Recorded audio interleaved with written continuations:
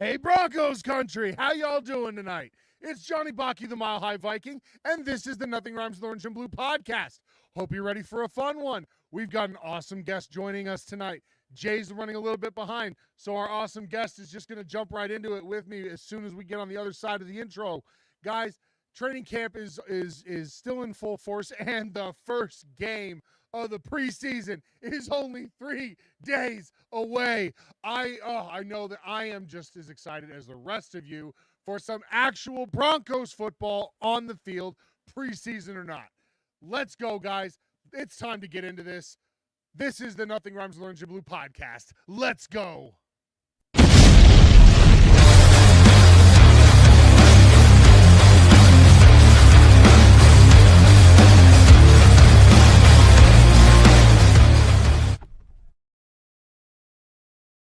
Oh, so smooth, the stats to chew. Breaking down plays with the crew. Denver pride in every view. Nothing rhymes with orange and blue. White lights a mile high in our view. Nothing rhymes with orange and blue. Nothing rhymes with orange and blue. Nothing rhymes with orange and blue. From draft picks to game reviews. Celebrating wins, analyzing the clues. Nothing rhymes with orange and blue. Nothing rhymes with orange and blue, orange and blue. Nothing wrong with Orange and Blue podcast.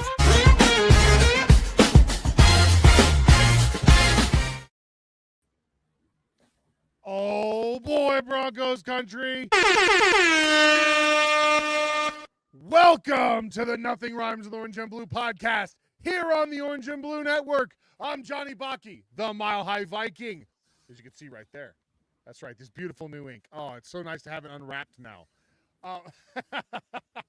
Guys, thank you for joining us on the Nothing Rhymes with Orange and Blue podcast. I'm joined tonight by my co-host, who will be here soon. He's running a little bit behind because he's a poser.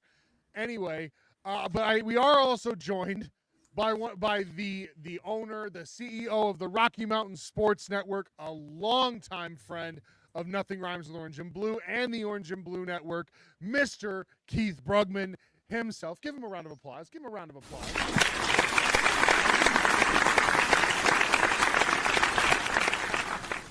Thank you, man. Appreciate it. Good to be here, man. It's been too long since we've been on here sharing a screen, talk a little bit of Broncos football, and what better time than right now, man. Preseason has got a lot of storylines, and I'm excited to be here, man. Thanks for letting me be here, be a guest on your show, my friend. Oh, dude, look, I said this was, oh gosh, I don't know, probably 6-7 months ago. I had said that Orange and Blue Network and Nothing Rhymes with Orange and Blue and Rocky Mountain Sports are, our brothers, man. Like we always have been. We've always held each other up, taken care of one another. And I love being able to do this with you. Like you said, it has been far too long since we've actually gotten on screen at the same time. So how have you been, just in general, man? Like what's new? What's going on in your life? Yeah. Move in the future. So I come out from Montana right now, and in the future it'll be from Arizona. So that's all in the works, and all the craziness that happens usually with a move. Other than that, man, getting ready to turn the big 5-0 here pretty soon, and Oh boy. yeah, I'm telling you, it's creeping up on you. It creeps up on all of us, man. Is So 50 over the hill? Is 50 considered over the hill, or is it 55? I hope it's further than that, my friend, because I don't feel no 50 right now, and ain't looking forward to feeling over the hill or out of it or anything like that, man. I enjoy life. I'm a young soul, and I'm going to keep it rocking. I'm going to keep it rocking with Denver Bronco Roundup, Rocky Mountain Sports Network. Nothing rhymes with Orange and Blue this evening, man. Yeah, man. No, and look. Got to give you your flowers. You do not look anywhere near that old, and you don't act that old either. You're not an old man, all right? You said it yourself. You're a young soul. I happen to be a young soul trapped in an old man's body. Sorry, my friend. Sorry. It's all right. The Army does terrible things to your body. Let's just put it to you that way. But ultimately, man, I'm so glad that you're here. I'm so excited to talk some Broncos with you. While we wait for Jay, I'm gonna try to get the housekeeping out of the way first. Yeah. That way, if by the time Jay gets here, maybe just maybe he'll get here like right around the time the housekeeping is done, so we can just jump right into it. So Right guys, on, man. I got to thank y'all for joining us tonight on the Nothing Rhymes with Orange and Blue podcast here on the Orange and Blue Network. Orange and Blue Network is a fan-led network of Broncos and Denver sports podcasts built by fans, for fans. Our ultimate goal is to put together podcasts that make you feel like you're hanging out with your best friends, so that when you run into us on the street, at a tailgate, at the game, you feel like you've known us forever.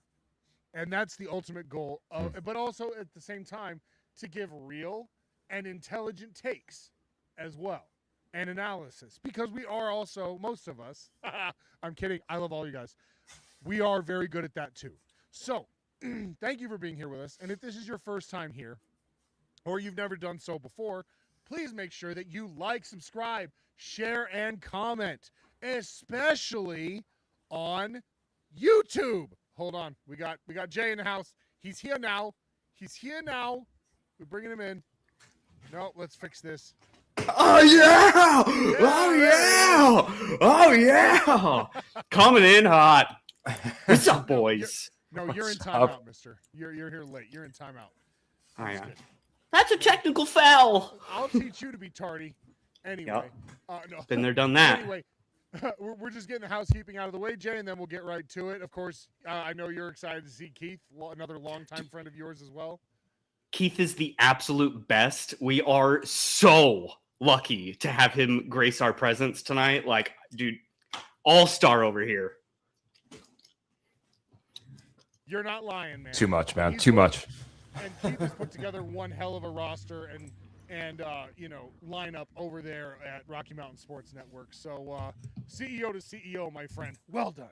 But and that's not even touching on Boomerang and all the other, enterprises this man's got going on. A true entrepreneurial spirit over here.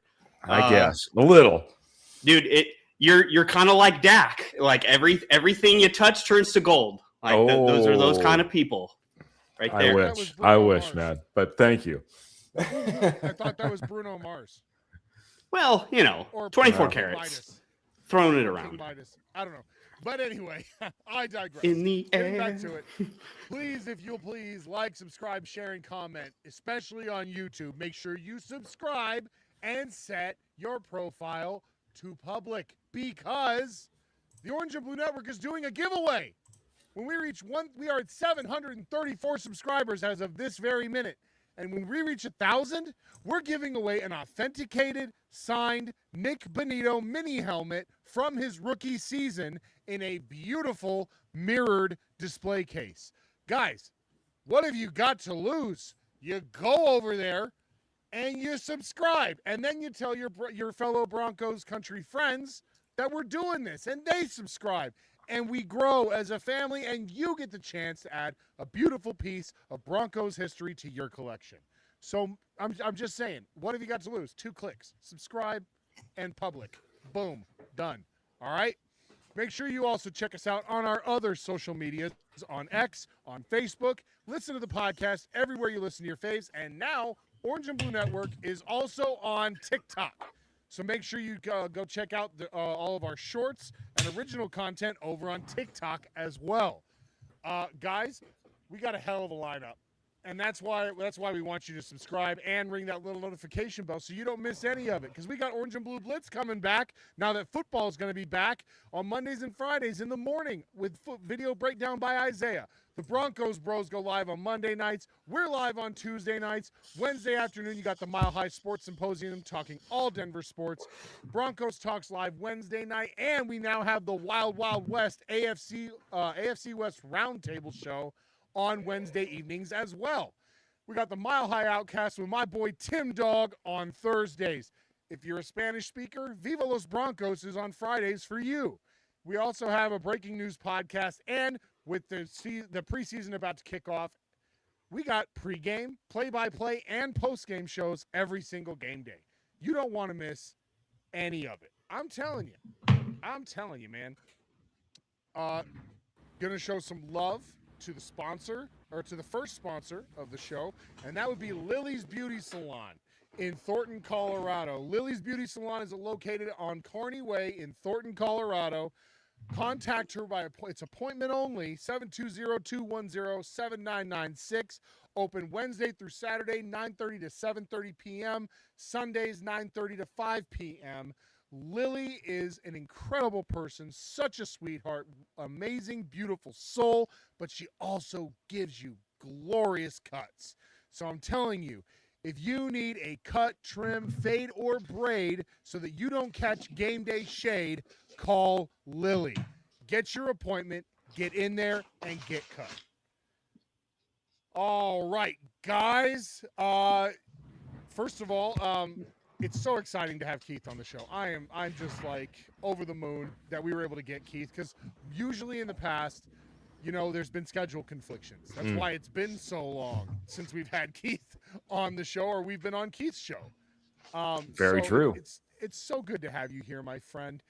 What are your feelings before we get into anything else? Since we haven't had a chance to actually talk to you yet, what are your feelings, Keith, about the state of the Broncos going into into this season? I'm a big Kobe Bryant fan. I still remember when he hit the podium and he had that grimace, that mad look on his face after he'd won the Western Conference championship. And they said, "Kobe, you're not happy. Why aren't you happy?" He's like, "Job's not done." I think this team is in that same mindset of job's not done. And, there's a small window. We're going to see Bo Nix get paid big here in the future. This is the window. This is the time. This is the run. I think this is the year. And I think this team knows it, man. So I think wide open, man, right back to where we were at last year, except we'll have our starting quarterback at the helm. Yeah, I agree. I think we're destined to see some greatness this season. Jay, what are your feelings on what on Keith's analysis of the team, if you will? Yeah. I mean, dude, that is a great theme, honestly, going into this year. I never really thought about it in this term, but like the job isn't done. Like you got to the AFC Championship game. That's a goal, obviously, I would think for any team. That's a check mark, right?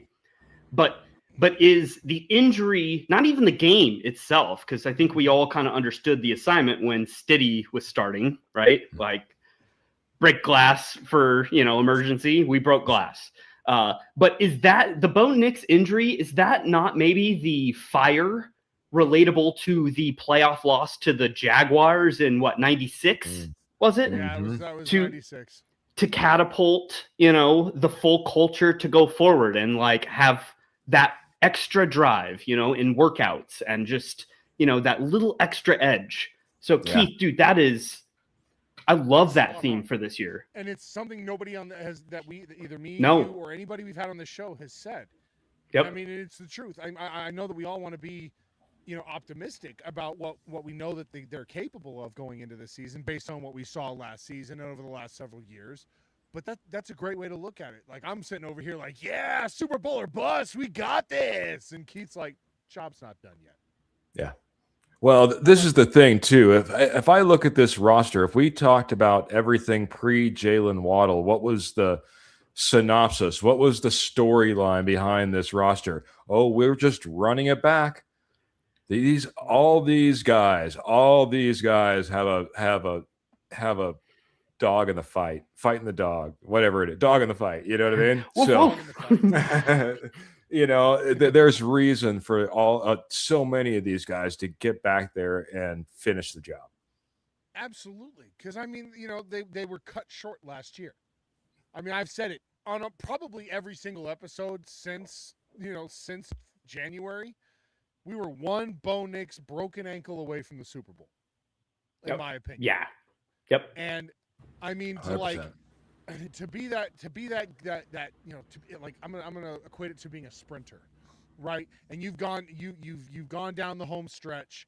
You've had the lead. Everything looked great. until like right before you break the tape, and then just at that last second, somebody zips by you. Yeah.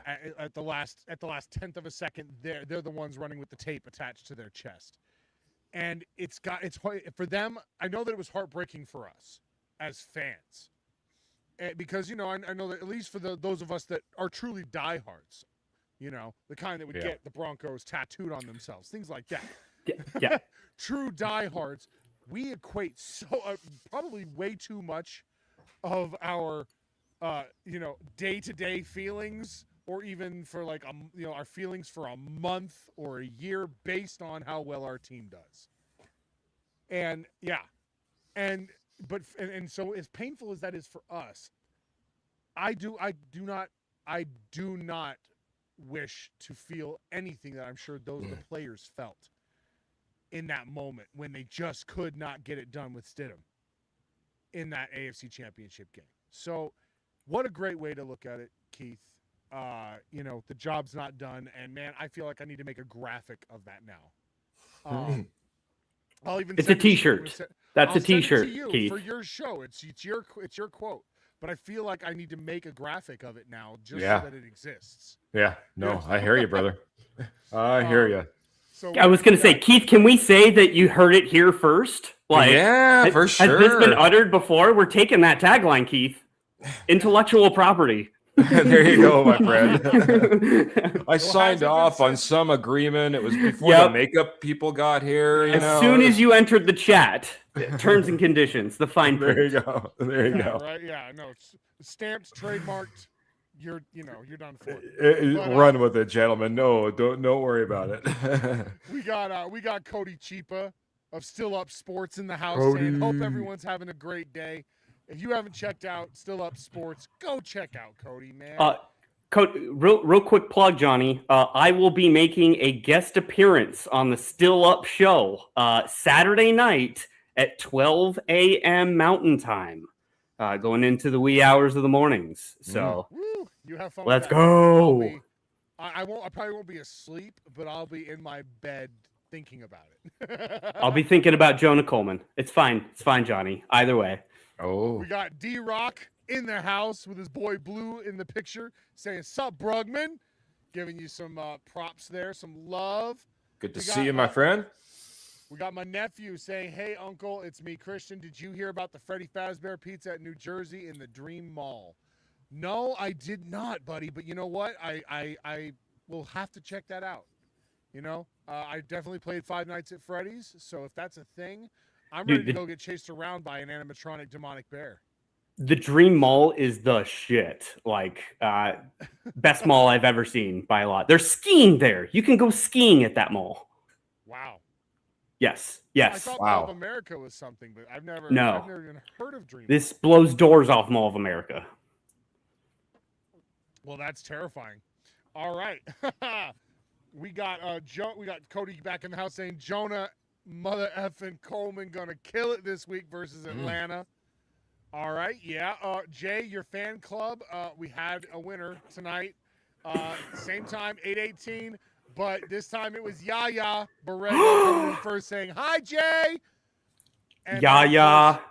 Boo Boo coming in right behind her saying, "Hi, Jay." So the fan however club you do is that, alive and well, as well as their papa, Tim Dog, the host of the Mile High Outcast podcast, saying, "What up, fellas?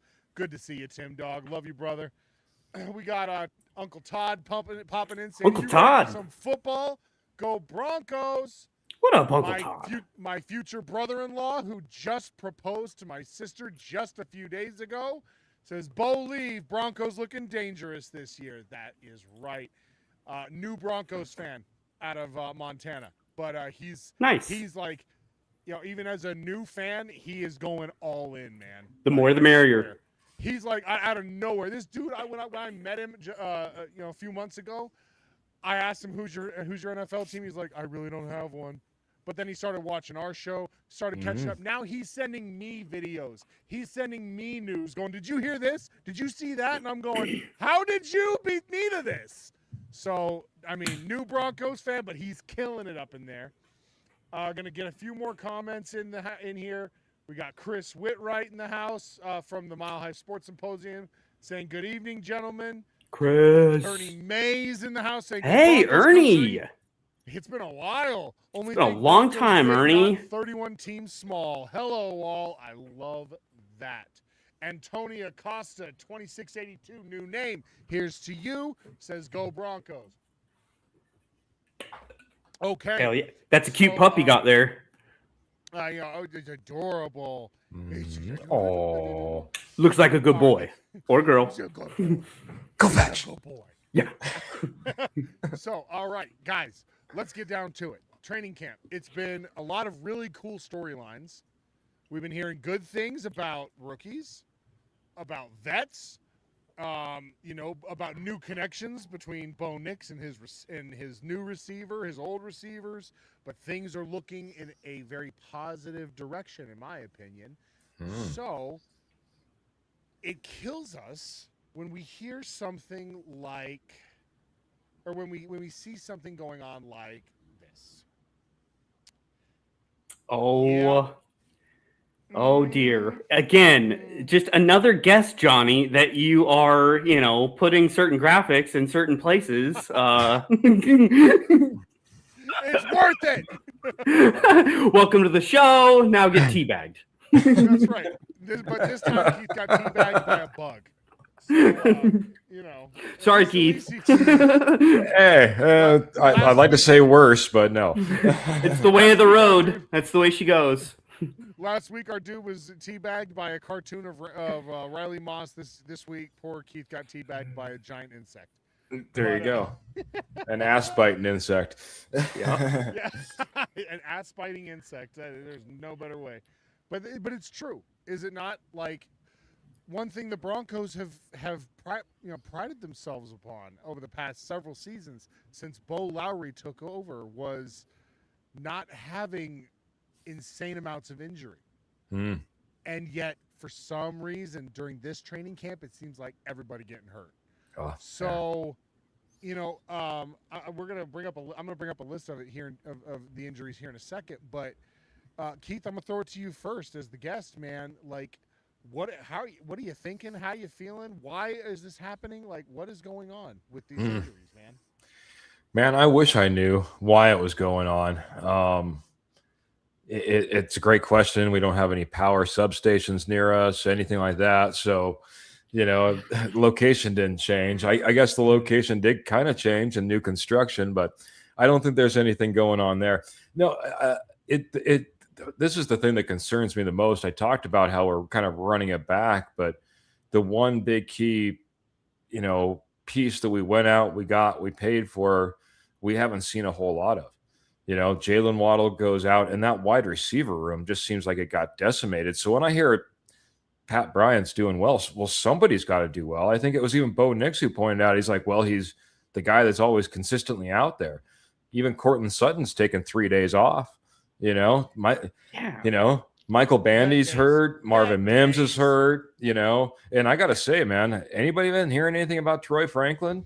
Because Troy Franklin's healthy, and I haven't heard a whole lot. So, it's just it's putting a lot back on Bo, to go out there and perform now that, again, it seems like our wide receiver room especially is the one that concerns me the most, Oh, I thought you said go, Bo, go. but yeah, no, absolutely. Jay, is there any? Do you have any? Before I get into the list of these insane amount of injuries, do you have any thoughts? I mean, I also, I'm an analytic nerd. So I look at trends and I look at averages.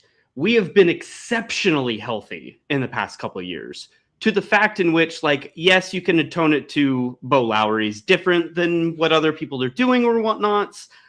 But this is the NFL and you're playing big boy football. So, like, injuries are going to happen. And I feel like, we've built up a lot of good juju in that. But, like, we are kind of due for some, right? Like, at least in a nagging injury sense. Like JK went out, but, he was gone. Like, Bo went out, but he was gone. Like, there was no hope for return. Yeah. So like maybe even just an injury that like would sideline someone for 3 weeks, marginal small amounts. Yeah, I think we're due for that kind of season. It seems like the majority of what we're hearing is soft tissue injuries, muscle strains, things that you can take care of with ibuprofen, rest, ice, compression, elevation, Rub some dirt on it. Yeah. The old line, rub some dirt on it, drive on. You know how many times I heard that from my drill sergeants? Anyway. Bunch of female dogs out here. Woof, woof. Woof, woof. But, I think Keith is sitting here talking about the wide receivers. Jay, you're talking soft tissues. One thing that's really got me scared is one of the things we excelled at, and one of the things that made us so dangerous last year was our offensive line. And our offensive line has taken a massive hit. And it wasn't just like over here, over there. It's hit right in the middle. Right in the middle at the center position. 3, literally our first stringer, our second stringer, now our third stringer, all down, possibly season-ending injuries. What in the hell is going on at the center position? Yeah. The center position, I mean, I've said it, Jay.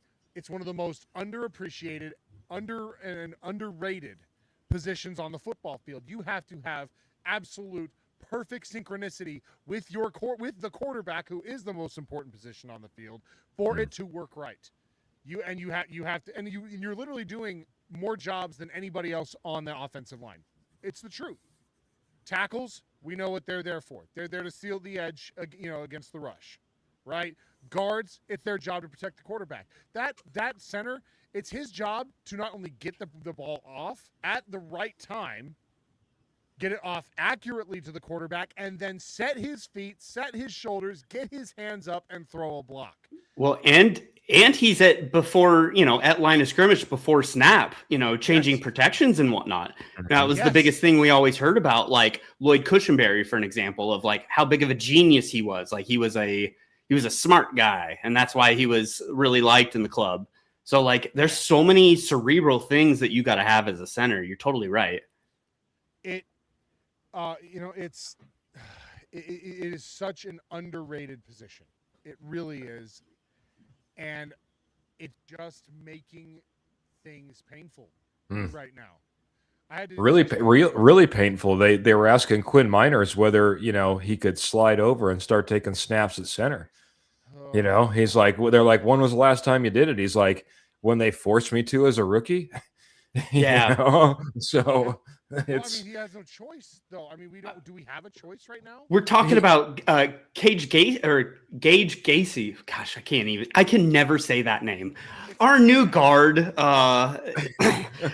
like throwing a rookie guard in as center. That's where we are right now, at least in bodies, until we sign someone. But we have to sign someone, right? Like we just have to have bodies there. Have to be something, because I mean, it's what Keith was saying here.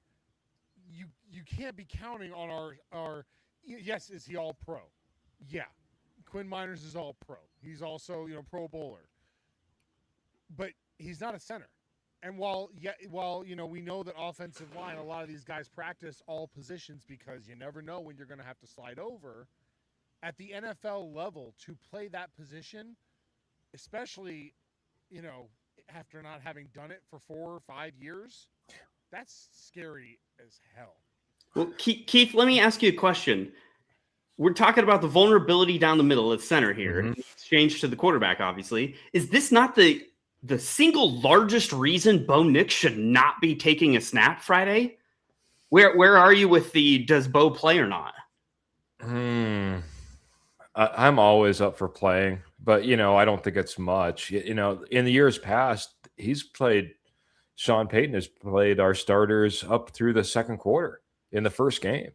So, to go in there and get a good series and get out, just to get, your feet wet, just to get a look, I'm okay with that. Do we need to win the game, with the arm of Bo Nix in the fourth quarter? No, that's not what we're looking for here. But I'm always the guy that, I think it's not a good idea to sit there and let the rush just accumulate until the first game and say, let's take off running.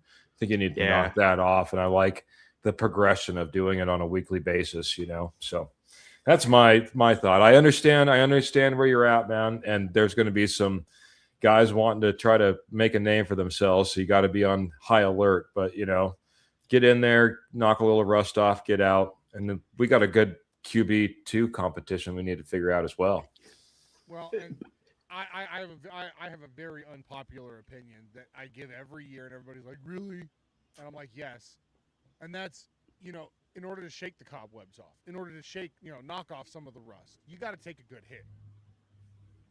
Like, yeah, but that's Johnny, does the prospect not scare the hell out of you that we're having a rookie guard start at center that's never played the position, and that's what Bo Nix is going to play his first snap in? And some of the greatest ever were trial by fire. Okay, that's terrifying to me. It's terrifying.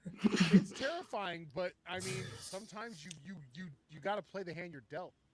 Jay doesn't like the statistics on this one. Sorry. No, it's a preseason game. Who gives a shit? Like, this is not the AFC Championship. But I do think that at least some point during the preseason, after the injury, after all the rehab, all that, Bo does need to get out there for a few snaps, whether he's behind a veteran center or a rookie center or not. He needs to get out there. He needs to get. Hey, if Luke Wattenberg was taking the snap, I would be 100% behind you. This is what I would say, man. At some point, we might have to face that. At some point, it might only be that we're with that rookie center, and it might be game one. And if you haven't decided you're going to hold off for Bo Nix because you didn't have that, now you've missed all that opportunity to have that practice. Plus, I'm not worried about Bo Nix and like how well he's coming back, man.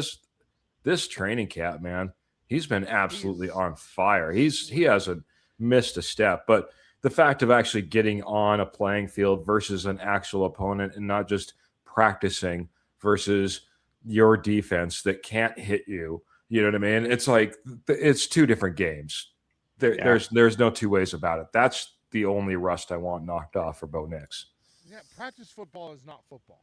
And we don't have joint practices. It's not like we're going against a different team either. No, we didn't get that this year. Yeah. Yep. Again, I know that everybody, or at least like 90% of Broncos country, is like, don't let Bo run. Sorry. Bo is a runner. Okay? Yeah. I do not think you should hamstring someone one of their skill sets. One of the things that makes Bo Nix as dangerous as he is the Lamar Jackson effect. Bo's got it. All right? And so for everybody that's like, he's just going to, just keep him in the pocket. No. Bo runs. And when he does, he did it just yesterday in training camp. Escaped around the left side and took it for 25 yards. Vanilla Vic. Let's go. Thank you. I'm just saying, like, you got to think about that too. Is he going to be, if he does take snaps in the preseason, is he going to be behind this rookie center? Yes. But let's see him run. Let him test that ankle because, he needs to do all of these things anyway. Mm-hmm. I'd rather him test it now. I'd rather him there. Get the confidence before game one because you and I both know, Jay, and I know Keith knows too. This first 6 games is a gauntlet. Yeah.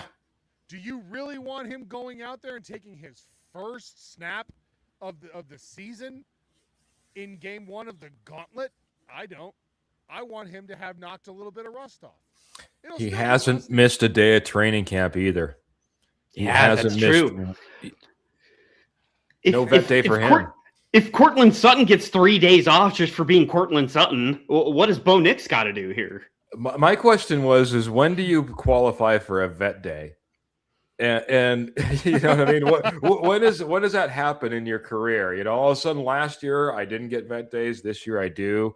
Is it like contract driven? I have no idea. But Keith, this is all just to spit in Drake Greenlaw's face, saying, "Oh, you don't get any vet days? Oh, you think it's hard? Well, starting now, we're having vet days." Look at that! Take 3 days off. Why not? Suck it. But then on the other side, there's the stories of Peyton Manning. Man, he would never let another guy take a snap for vet day.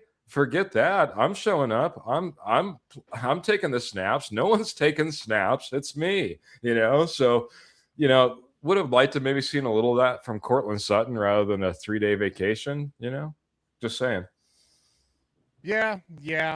I mean, vet days, I don't know.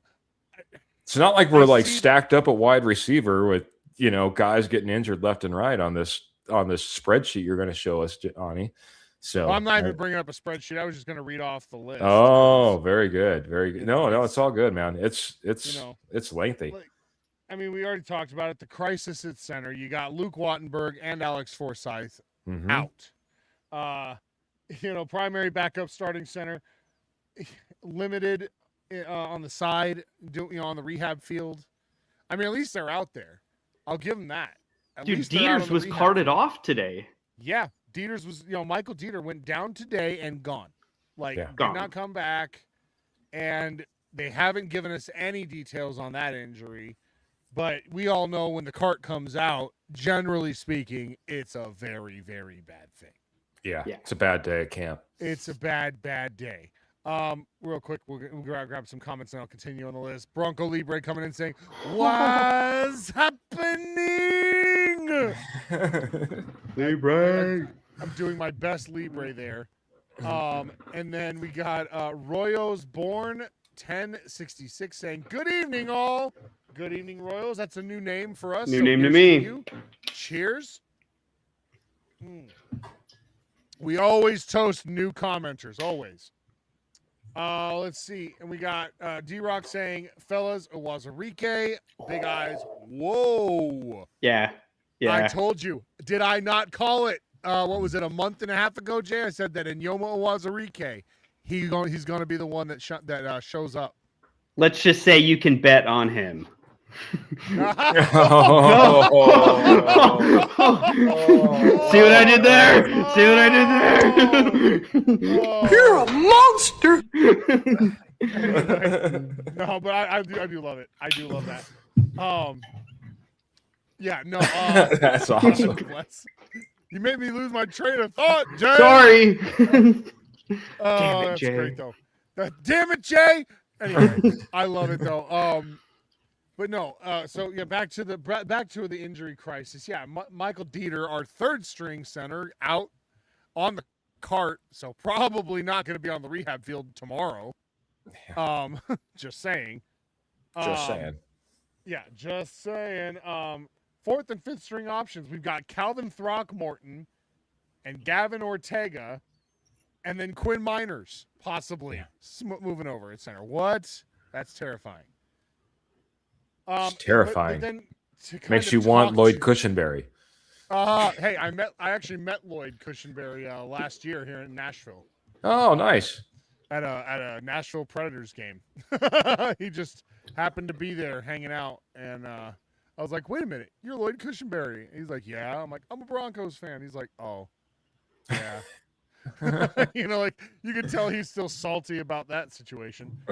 I met him in Denver at training camp, and he has about that much personality, though, too. Mm-hmm. He's not a guy that's going to be like, "Whoa, calm down, Lloyd, calm down." Yeah, right. But D-Rock asking thoughts on bringing back Graham Glasgow as a center. Boy, I'd have to check with Stats Boy, but you know what I mean. But he, because a couple of years ago I was all on board on bringing him. He went back to Detroit after us, I believe. Yeah, he did. Yeah, but he's a free agent. He wouldn't cost anything as far as compensation. Just bring him in. And honestly, at least with bring him he's in pretty on a old. vet minimum. That's where I'm at. Yeah, he's old, but bring him in on a vet minimum. Yeah. Just to put some experience in that room.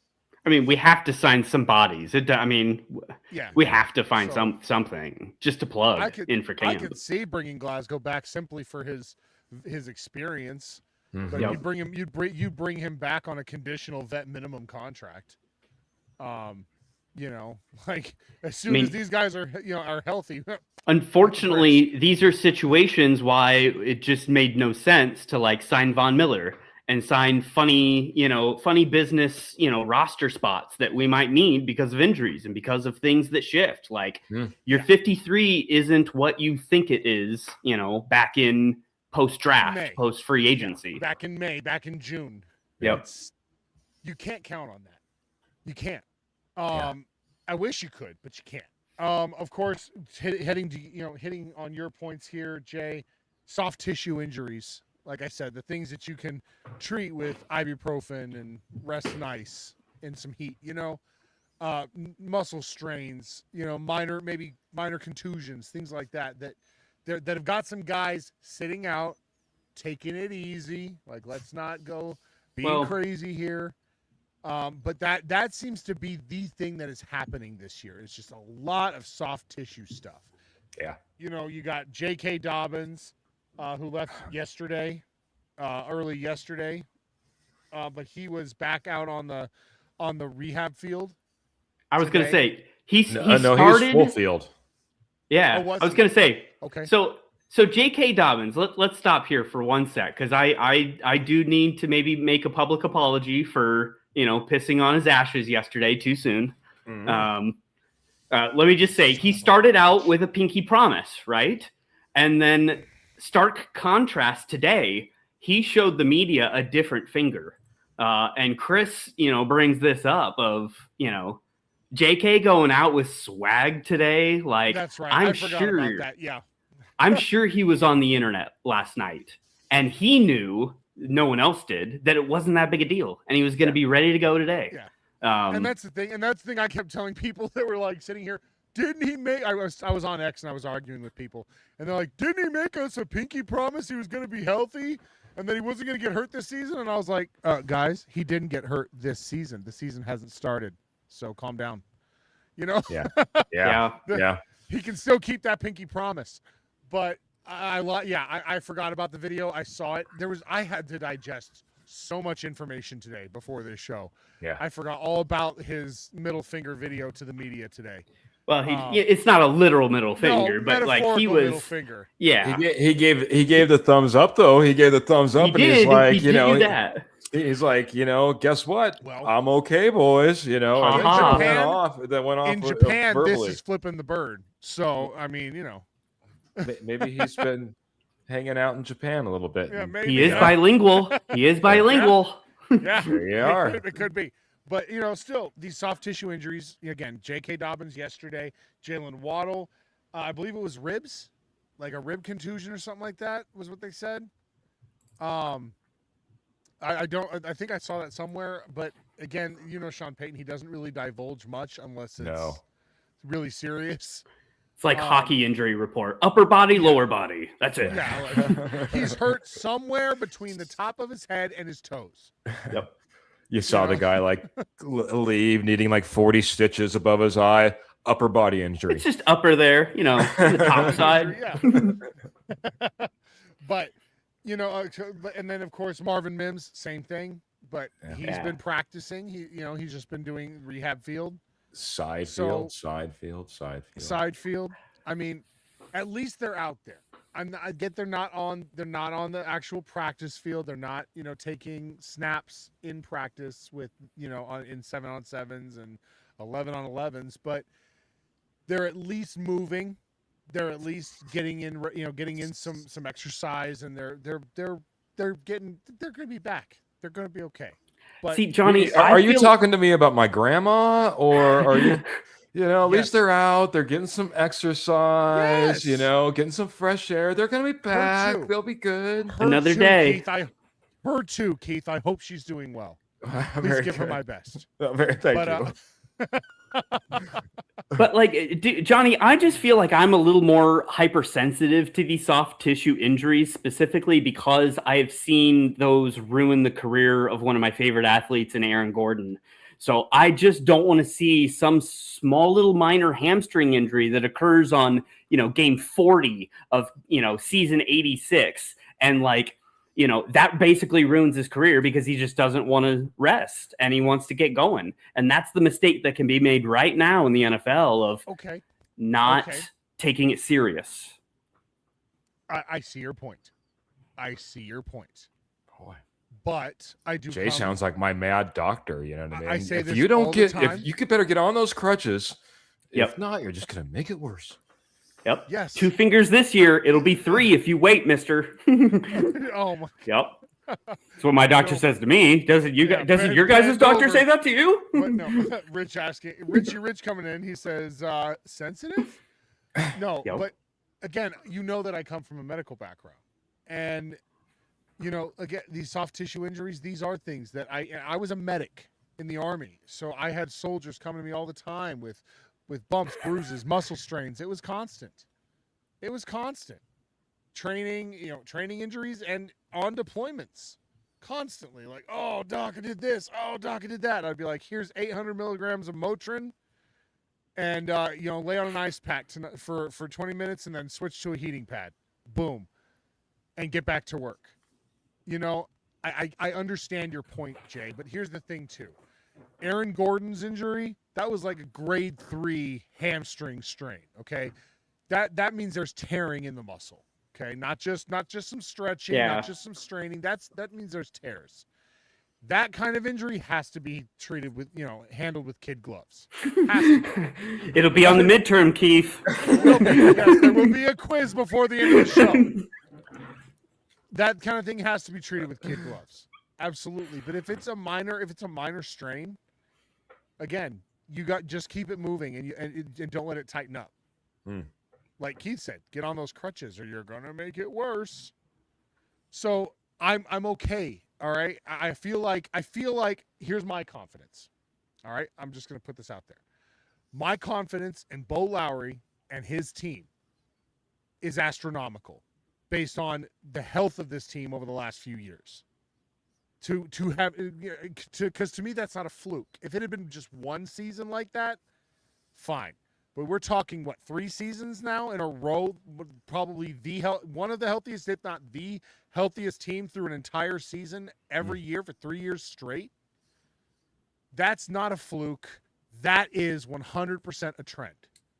That means they know what the hell they're doing. So if they're looking at these guys, if they're looking at Marvin Mims and going, no, it's minor, just keep him moving for a little bit, he'll get back to regular practice next week, I'm cool with it because I have faith in that crew.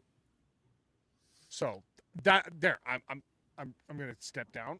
I got a question though. Then do you have faith in the coaching staff is the biggest flip side of that? Because now you're talking about, these players, new offensive coordinator, this calling plays, whole new offense supposedly underneath Davis Webb.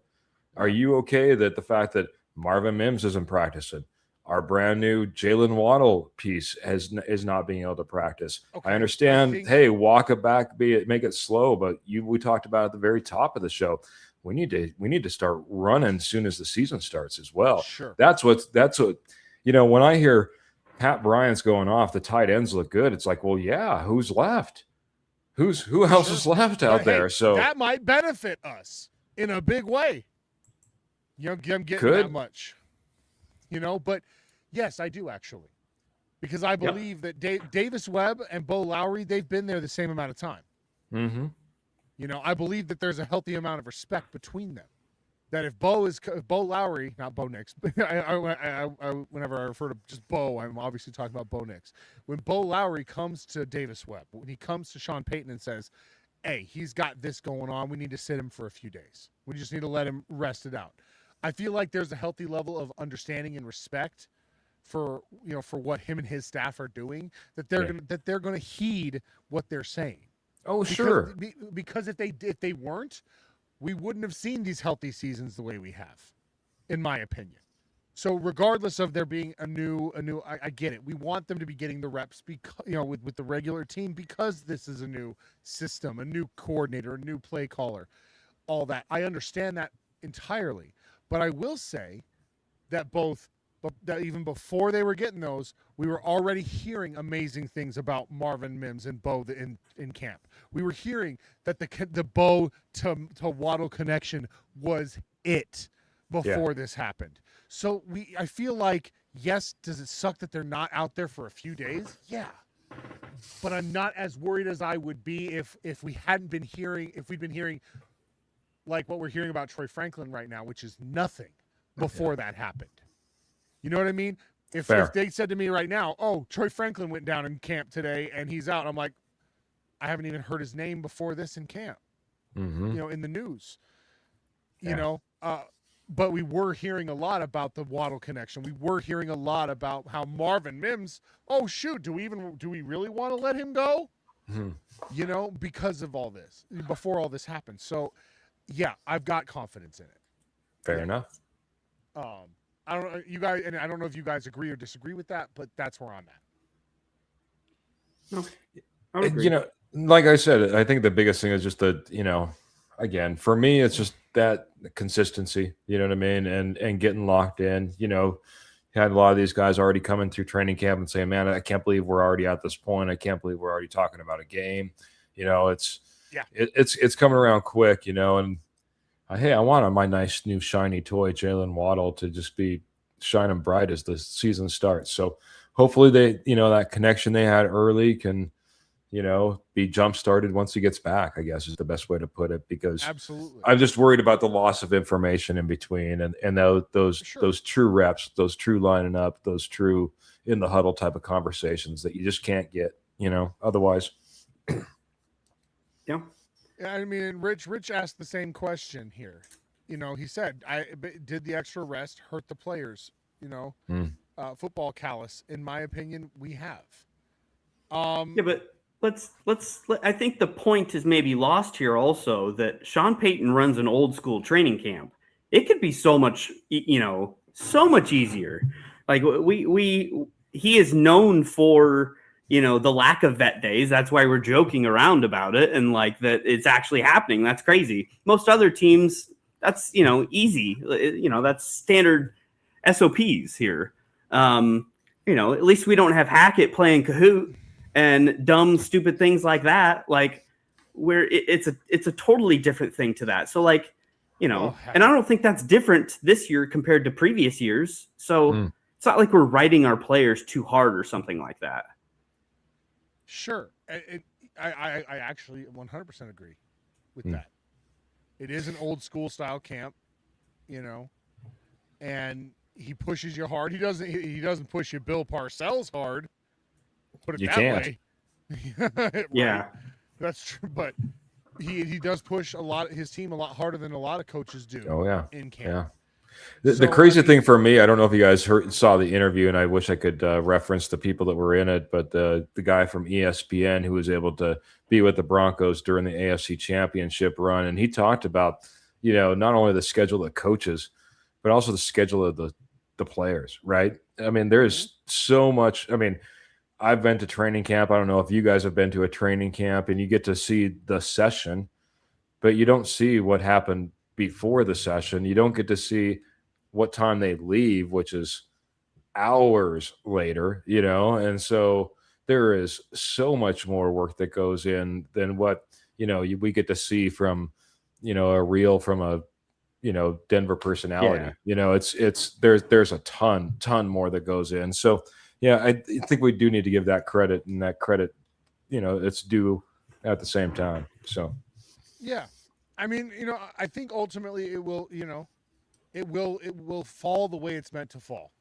It sounds like honestly, I understand. It sounds like a lazy take, but the way that it's meant to go is how it's going to go. And it's just ultimately it's going to be up to our starters and our coaching staff to adapt to however the bones fall on that one. And our fourth string center. And our fourth string center. Yes, sir. Yes, sir. Richie Rich. Jay, I'm glad you walked into that. Breeze came to camp and told Coach to his face that he's running everything softer in his old age. Well, of course, dude. It's not like we're allowed to still do bounty gate drills and whatnot. Like, it is a different age of the NFL, Rich, okay? Yeah. Like, that doesn't surprise me whatsoever. We're still, just because he's soft in comparison does not mean we're still not one of the hardest compared to other NFL franchises right now. I was telling Johnny about how old I am. When I was in Little League, and the practices that we ran in Little League, and then I went to my first training camp, which was only like 2022, I think it was my first training camp. I was like, this is all they're going to do. This is it. It's like, man, we went after it a heck of a lot harder than that when I was in little league back in the day as a 12-year-old.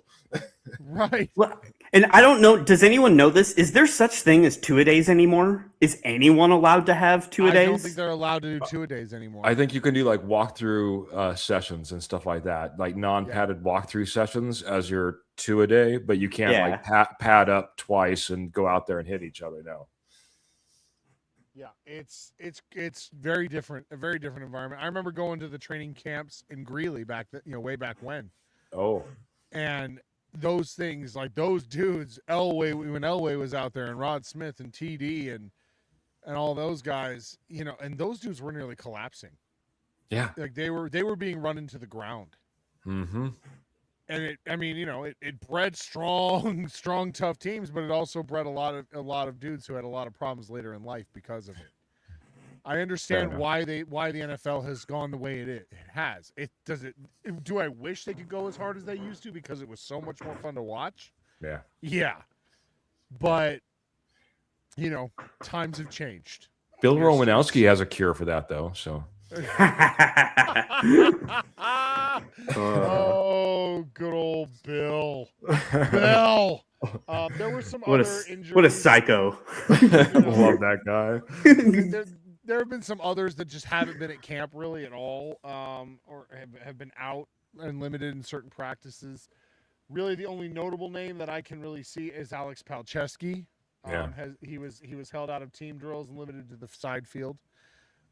Nick Gargiulio, another one of our offensive linemen, also remains physically unable to perform. He's a long snapper, I want to say. Yeah. No, that's Fabriano. Oh, that's right. Yes. Yeah. You're right. But Nick Gargiulio's a guard, like third string. Those Italian names. Gargiulio.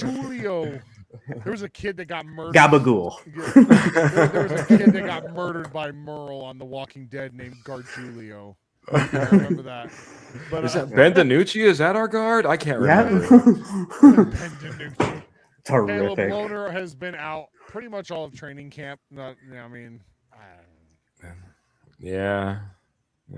But one thing that we have heard, one thing that happened the last couple days in camp that I want to just hit on because Jay's probably just sitting there just like, come on, mention it. I'm waiting for the bait in the water. I know you are. Let's chum the water. But after we hit some more comments. Okay. Gotcha. Fair. Clayton Heron in the house saying, hey guys. What's up, Clayton? As always, he says, smash that like button and share, guys.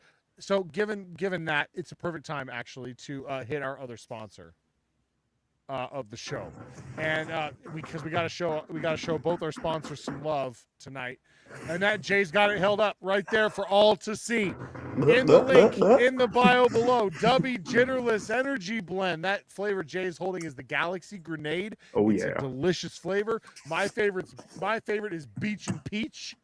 It's awesome as well. But Dubby has so many flavors in so many styles that whether you choose what Jay and I like or you find one of your own, I promise you will not regret it. Dubby has the caffeine to kick you in the ass and get your day going the way you want it to without getting the midday jitters or the crash at the end, because Dubby Jitterless Energy Blend has no sugar. It has no calories, maltodextrin, fillers, or artificial colors.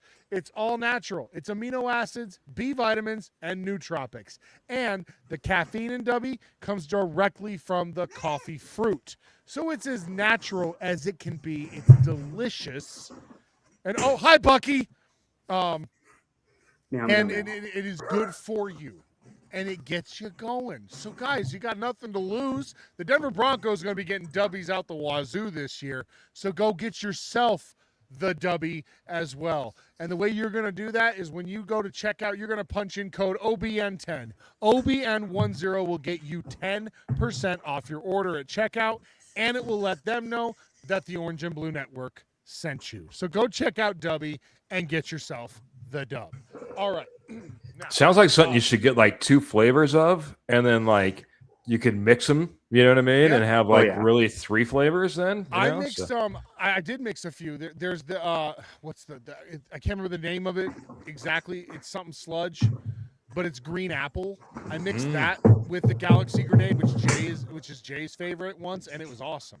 They even have one, Keith, that you mix with milk. It's a s'mores it's a s'mores flavored energy drink that you mix with milk. There you go. I mean, crazy stuff. So go check out Dubby. You won't regret it. Also, now I'm going to have to. Let's see here. We got a few more comments here.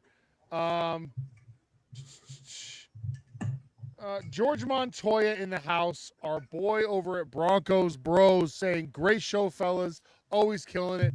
Much love, George. You're my boy, and I appreciate you. And thanks for being in the chat tonight. Bro. Do you even Broncos, bro? Do you even Broncos, bro? They always ask me that. My name is George Montoya. You killed my father. Prepare to die. They always ask me that. Do you even Broncos, bro? And I'm like, yes. I came up with the name Broncos Bros. Yes, I Broncos, bro. Anyway. Rhetorical question, Farva. Yeah. I'm actually really excited for Super Troopers 3. I know, I am too. I'm really, really excited for that. I'm kind of upset because my wife is making me go see Paw Patrol with my kids this weekend instead of seeing Yeah. What? Why? Tell her no. That's our if Bill Belichick had become a Broncos coach image there. Oh, yeah. Yeah. We break it out. It's inside jokes like that just keep the wheels a churning, Keith. You know how it goes. Churning. Oh, we got to entertain ourselves around here. At least with that image, you didn't get teabagged by Bill Belichick on that. That's true. This is true. This is true. I look forward to the small things on this show. Probably because you're not a 24-year-old girl, but you know. Oh, that's there you true. Go. 24. That's really generous of you there, Johnny. Yeah. Well, isn't that how old his girlfriend is or something? I mean, I thought she was maybe younger than that, but either way. I think that's about Either right, way. but still about wrong, but about right. Yeah. Yeah. Oh my God, that's Rich gross. coming in saying Chase is on the case. George saying, yes, Keith, I loved my whole childhood being told that one. Sorry, my friend. Tim Dogs, as always, because he's obsessed with the Bill Belichick look, the Bill Belichick image. He uses it constantly on his show, so love that image too. All right, so really, I mean, I think we can move on past injuries now and just kind of talk. I'm going to talk about the thing Jay has. I know that his butt's on fire to talk about. The running game in camp has been taking off, and not just your boy there, Jay, but Bo Nix actually got on the podium and he talked about the importance of the run game and enforcing it and supporting it. I'm sure Bo is just like all quarterbacks. He would give anything to just sling the rock all day long. But he did acknowledge in his presser the importance of the run game and keeping it and getting it going. And from everything we're hearing, even with J.K. Dobbins sidelined, R.J. Harvey, and say his name, Jay. Say his name. But call him Daddy first. So can we just put a real quick pause? Since we're showing Keith all our toys, showing our guests all our toys, can I show Keith my toys here? Please. Keith, I am the president of the Jonah Coleman fan club. The vice president is Cody Chappa from Still Up Sports. But I want to give you just a quick little rendition. Jay, hold on. I gotta give Keith this much. Jay has all but promised before he's even taken a Broncos snap that not only will Jonah Coleman be wearing an orange jacket in the Broncos Ring of Fame, that he will be wearing a gold jacket in the NFL Hall of Fame. Wow. Okay, he's like, yeah. So anyway, go ahead, Jay. Yeah. So, Keith, we start on with a little bit of tuning. We go with old Jonah. We go with some graphics. We just really get the people going. Okay, Keith? It's a whole agenda. I felt bad. Yesterday because I had my cards ready to lay on the table when I got the J.K. Dobbins news. I thought my boy was next up. He got the slip. I thought to myself, well, this is sooner than expected. Like, Nope, he got I on know the it's field and coming. gave you the finger, Jay. He sure did. And I said this to Sayer Bettinger today, actually. I was like, I absolutely have egg on my face today. And so I needed to, air out a public apology to J.K. Eat your Dobbins. humble pie. I deserved that thumbs up. But you know what? In any account, the time will come. Greatness waits for no one. And Jonah will get out there. So based on reporting, Jonah Coleman has turned heads over the past several days as both a runner and a pass catcher. Yep. So Jay, I'm not. I told you, I like Jonah Coleman. So, and I want Keith, to see him succeed. And I think he has high potential. My overarching theme of the year. See, you stated your theme of the year of job left undone. Job's not done yet, right? Mine is the year of the Jonah, and so we're going to have Jonah Coleman emerge as just an absolute juggernaut weapon alongside Harvey, and that's going to be the two at 5'8". Yes. That's going to be the two-headed monster for years to come. We got a Harvey Coleman backfield. They complement each other perfectly. It's going to be fireworks. But then on the other side, Keith, not forgotten, is the Jonah Ellis experience that is going to pop off this year. I'm talking double-digit sacks, opportunities galore. He's going to jump off the page. Keith, it's the year of Jonah. We're really looking at a Jonah arc. Oh, see, this is why we need to hear Keith. That's another T-shirt. I need some graphics on that. Let's go. Two Bible stories merged right there. Absolutely. Bam. Gosh, can we get the whale in there too? Let's go, Jonah Ellis, says George Montoya. Antonio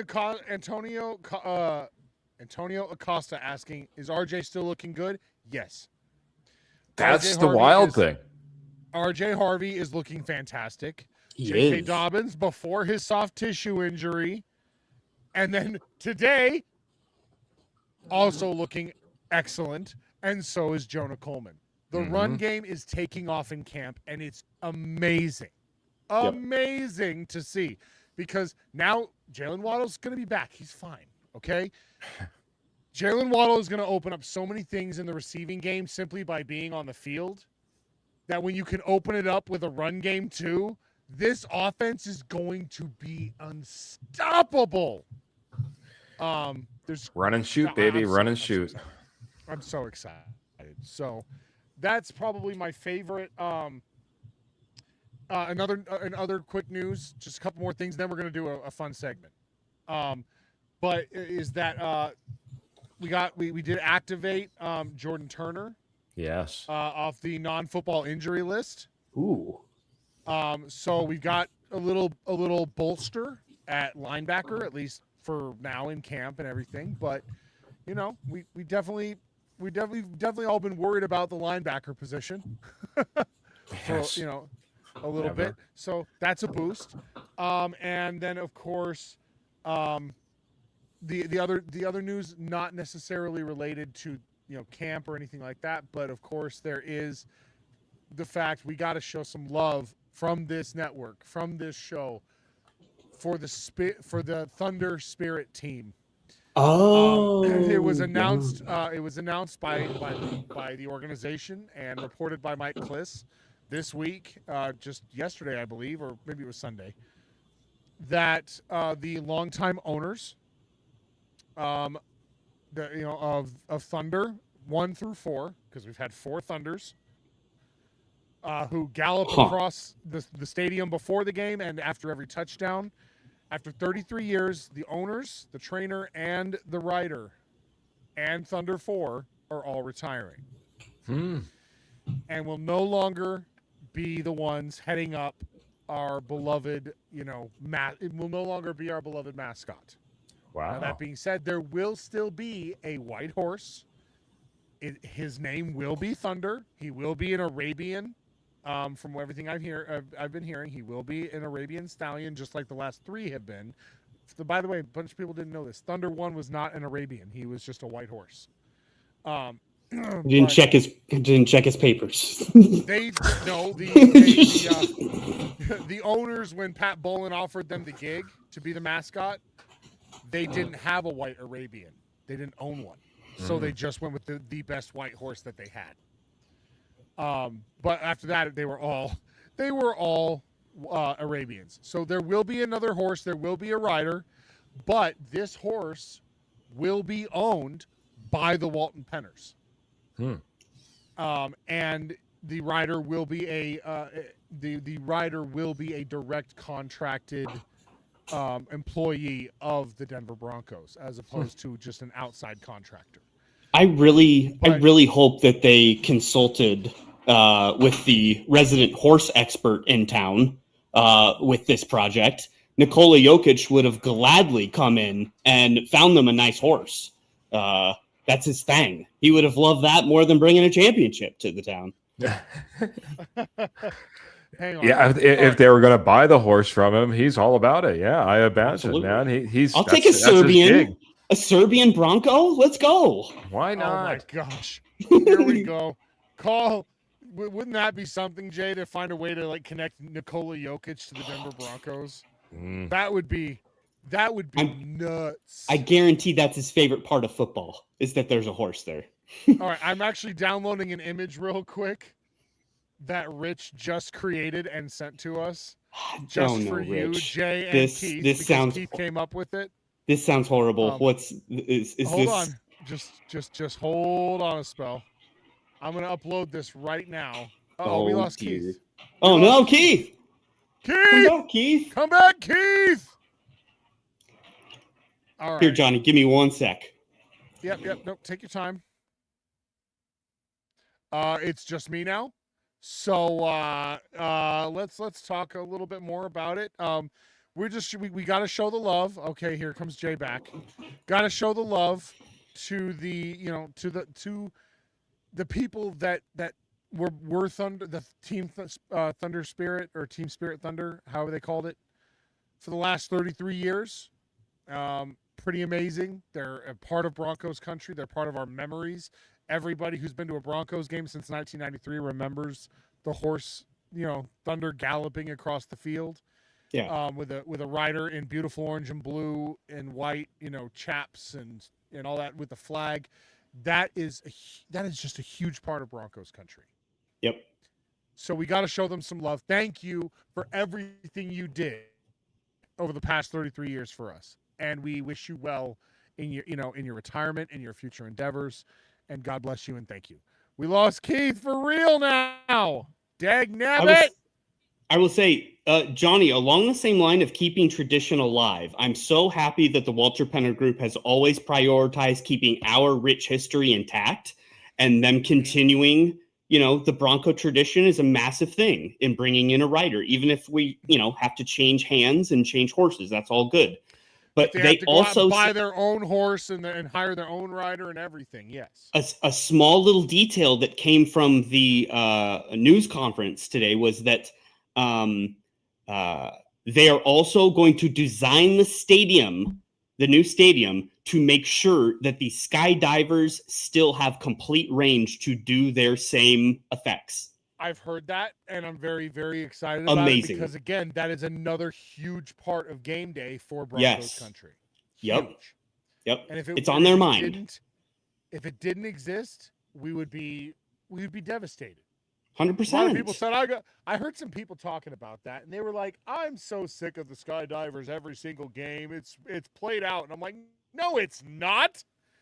No. Do you have any idea the skill it takes to do the swoop, the maneuver they do when they come down right towards the stadium and then they do that quick swish down towards the field? That's called swooping. Airborne. That's called swooping. And that is one of the most dangerous maneuvers to do as a parachutist. It takes guts, gumption, and it takes some incredible skill. Keith just texted me his laptop died. He's getting himself fixed up. He'll be right back. But while we wait for that, this is what Rich created for you and Keith, Jay. Oh, wow. Well, Jonah Ark. I mean, Jonah has a really big tan, it looks like. One of them, at least. But I do like the purposes of it, Rich. Dude, it needs to be out there. So we're gonna get on that. Fantastic. Dude, did you see the stadiums in the background as well?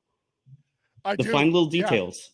Fine little details of AI. Well, it's cool. It's especially how quickly he got that to us. He did. But awesome. Glad we could throw that up there. Yeah. The other thing the other love and respect we got to show is to, again, outside of camp, Miles the mascot. Oh yeah, the competition. Who was inducted into the Hall of Fame as in the mascot Hall of Fame for the NFL. Yeah. I mean, I've always been biased. I've always loved Miles, and absolutely love what Miles brings to the table. More iconic than the beginning of the fourth quarter, Miles climbing to the top of the jumbotron, amidst fireworks to wave the flag. But Miles does some special things, and I've always thought that he's one of the best NFL mascots of all time, just because his antics and the things he does. He is special, and I think that was very deserving for Miles to become a Hall of Famer. And I from Orange and Blue Network, from Nothing Rhymes with Orange and Blue, congratulations, Miles, for your induction into the Hall of Fame. Exciting. We're very spoiled to have Miles as well as Rocky, because both of those are nationally known to be like very famous mascots, and Thunder. Yeah, I guess you could say the same thing. It's the night of it's the week of the mascots, man. Like, news about both of our mascots on the Broncos, and like you said, you can't forget about Rocky for the Nuggets. Yeah, very special. Rocky's great. Bernie sucks. Bernie can go away. I want the Yeti back. You want the Yeti back, but I love a big old slobbering Saint Bernard, Jay. I want the Yeti. How about okay? How about this? Here we go. How about Ralphie? Yeah, Chip. Ralphie and Chip. True. Yeah. Chip's okay, but Ralphie, another iconic. I mean, we got a live buffalo and a live horse in Colorado. It's pretty sick, dude. We're spoiled. Our fields. We're very spoiled. Very spoiled. But there you go. Keith is back. Oh man, it was we're spoiled to have Keith back. I need to get some nummy for my computer so I'd have all the energy but no crash. Yeah. Some dubby. Yep. Some dubby. Sorry, dubby. Yes. Yep. That's awesome. But Keith, we were just congratulating Miles on getting inducted into the Hall of Fame. Oh yeah. As well. You just missed mascot talk. No big deal. Mascot talk. That's it. And then you did miss. This was created. Actually, I think it was Antonio Acosta asks, "What about Dinger?" No. If it has to do with the Rockies, count me out, bro. Stupid. I am not a Rockies fan. It's the only Colorado team I don't rep. You look at my new tattoo. Absolutely zero of it is Rockies. I'm actually kind of offended that Penner toured Dick Monfort around our facilities. I don't want that bad juju in the building. Get him out of there. Right. Dinger does have one of the best reveals of all time as a mascot. Oh, the egg? Yeah, that is cool. You're right. That was pretty cool. I'll give them that, but still, Other than that, kick rocks. Other than that, we didn't really ask for Rockies, Barney. So yeah, you're talking Rockies. Count me out, man. It's just not. Purple dinosaurs. It looks like we did just get this, Keith. This was what Richie Rich A created. Literally, when you said it, brought this in. Nice. So it's gonna get some touch-ups. Yep. Love it. The Jonah Ark. How Jonah Ark sounds like. Can we put a little picture of your face, like your mug, just like Keith approved? You sign off on that legally? Yep, there we go. Check mark. You know what we need to do? You know how most ships have like the little ornament of the lady or something up on the front of the ship. We need to get like Keith with his arms spread. Dude, yes. On the front of that ship. Fantastic. Beard just flying in the wind. But all right. That being said, it's segment time. Do you have another few minutes to hang with us, Keith? I do, and a power connection. All right, and a power connection. All right, well then in that case, gentlemen, please don your sunglasses. Oh dear. Because do you not even have yours, Jay? No, I got an alternative. I think I can use. Oh, he's got an alternate. All right, well in that case, it's time for us to plug in to the Matrix.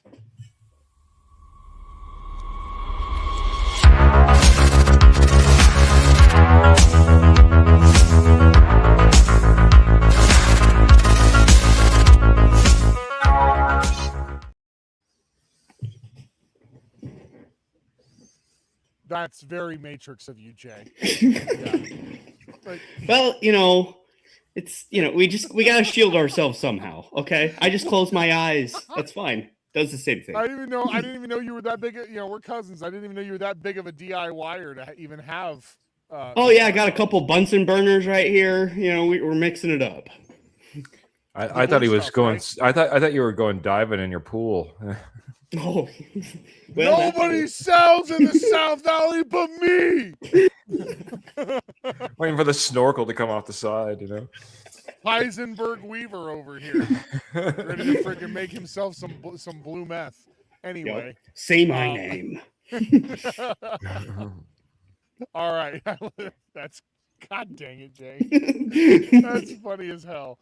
All right, well, welcome to the Mile High Matrix, where we offer you the orange pill or the blue pill. You can't say you won't. You have to choose one. You can't say you won't take one. You can't say you'll take both. You gotta pick. So, in this case, Jay, do you have a good one to start with, or do you want me to go? Yeah, I'm gonna give one specific to the Atlanta game here. Preseason feelings. So orange pill is going to be, and this is kind of open-ended because I just honestly, we didn't get to this topic and I want to have this discussion. Orange pill is Bo doesn't play. Stidham comes out and lights the world on fire. Stidham shows why, it's a Stiddy party in Stiddy City still. And, he's solidified the quarterback too. So that's orange pill. I'm already leaning towards the blue pill, but go ahead. Foreshadowing. Blue pill is, the exact opposites. So we're looking at Bo plays a hair, just, a series. And really the Bo thing is really not a big detail of this, but Sammy E. Throwing the rock in this scenario, also on the ground, just tearing it up. And Sammy E is the quarterback too, because he dominates in the second half. Because I truly believe it's going to be a 2-quarterback game, and it's one gets a half, the other gets the other half. So what say you, gentlemen? Orange pill, blue pill, QB2. All right. Keith, you're the guest, man. You get to pop your opinion, and you're also much older than we are. And no. And actually I think they're serving tapioca in the dining room right now, Keith. Oh, wonderful. Yeah. I got a nice Werther's for you here. So it's time for your pills. You get to take your pills first. Orange pill or blue pill on that one, Keith? Oh man. I've been to Mushroom Mountain once or twice, but who's counting? But nothing compares to these blue and yellow purple pills. I'll go blue on this one because Sammy E is really the future, in my opinion, man. We saw what we saw from Stiddy, and he's paid one of the highest in the league. We can actually put some money to the bottom line if we move on from Stiddy. And God forbid, if you really wanted to, you could probably go out there and sign Jimmy G off the street and still have a veteran guy in your locker room if you felt like you needed it. I like it. I'm right there with Keith. I'm taking the blue pill. Yeah. I'm taking it. I'm swallowing it. I'm swallowing it without a drink. Okay. I'm dry swallowing that one. Yeah. All right. I'm with Keith on this. Stidham. I had a lot of faith. And So did when Sean Payton. when teams were coming calling, trying to get Stidham away from the Broncos last season, I was way against it. The problem is now you can't give him away. Yeah. They saw him in the AFC Championship. You saw that in him, you do not have someone who is reliable enough to take the reins if your starter goes down in the big moments. If it's a midseason game, okay, fine. But God forbid, and I'm knocking on wood on this, God forbid Bo goes down and in a big moment, in a must-win moment, and you put Jarrett Stidham in there, I have no faith in him anymore. Yeah. None. Yeah. We should have been with the offense we had and the defense playing the way they were, we should have been destroying the Patriots before the blizzard even hit. Mm-hmm. It shouldn't have even come down to the blizzard affecting anything. And the fact that it looked like Pee Wee football in the AFC Championship game from him, I'm out.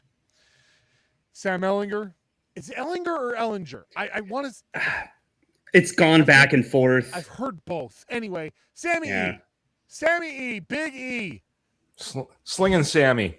Everything we've heard from camp is he is destroying Stidham. Yeah. In camp. He's doing better in every respect, in every aspect, and he's running the ball. Another thing that Jarrett Stidham doesn't have in his wheelhouse. He can't run for shit. And I've been trying not to curse much on this show because our grandmother watches it, and I hear about it after every single show.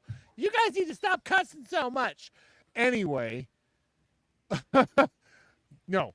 Fiddlesticks. Stidham can't run for Stid, okay? He can't run for Stid. Sam Ehlinger, very Bo-like, and maybe not quite as fast and quite as, doesn't have the escapability of Bo Nix, but he can get going on the ground and escape if he needs to. And that right there, to me, as your backup, because that's what because our offensive line, our team is used to having that with Bo. You want to be able to be blocking the same way for your backup. Give me Sammy E all day. All day, every day, twice on Sunday. Yep. Jay, what about you? Agree. Answer your, take your own pill. So I'll answer it just because it's my own exercise, obviously. I'm going Sammy E. Yep. Yeah. I'm going Sammy E, but I'm not even that confident about that. What I truly think might happen, and this might be a little, tinfoil hat. Zach Wilson comes back. What? Sorry. No. I'm kidding. Mr. Taysom Hill is going to be coming in. And in a bind, in a pinch, if we had to redo the AFC Championship game and you had to pick between Stidham and Taysom Hill, there ain't no question in my mind what Sean's doing. Taysom Hill's done it in the big moments. Yep. And he already knows system, so it's not like he needs to it's all good. So I can see that happening in a blink of an eye. But for this exercise, it's Sammy E. Correct. But my real answer that I actually want is Anthony Richardson being traded here for quarterback rehab. That's what I actually want. Okay. Go throw Indy a nice, 4th round draft pick and go get a young, unpolished version of Taysom Hill that we can have for the next 5 years. Sign me up. But can he play tight end, Jay? That's the question. No. We got Caleb Lohner. We're fine. All right. So that does it for that one. Keith, do you have an orange pill, blue pill choice for us? You know what? I came up with one in my back of my mind. I don't know how great this is, but here it is off the cuff. Here off the cuff. We are number 1 in the AFC. This is really for Jay. We take the number 1 in the AFC behind one J.K. Dobbins and his pinky promise 17 games. Or we barely squeak in to the wild card game, but we have Jonah Coleman going for 1,000+ yards. The first time a Bronco has since what's his name that does the man, I forget our last 1,000-yard rusher's name. Philip Lindsay. Yeah, there you go. That's what I was looking for. Good old Phil. Love that. So guy. orange pill, We got number 1 seed and J.K. Dobbins making it through the 17 games. Blue pill, we get barely making it into the wild card, but we have Jonah Coleman going for over 1,000 yards. Oh, I'm going first. Don't even try, Jay. Orange pill all day. Give me J.K. Dobbins going for all 17 games, and we get the number 1 seed. If we get the number 1 seed, I don't give a damn if we have 3 500-yard rushers. Number 1 seed is all that matters. Team standing, not player standing. I would be very excited if our rookie running back went for eclipsed 1,000 yards. That'd be great. However, I don't root for players. I root for the Denver Broncos. So I'm going number 1 seed all day, every day. Orange pill.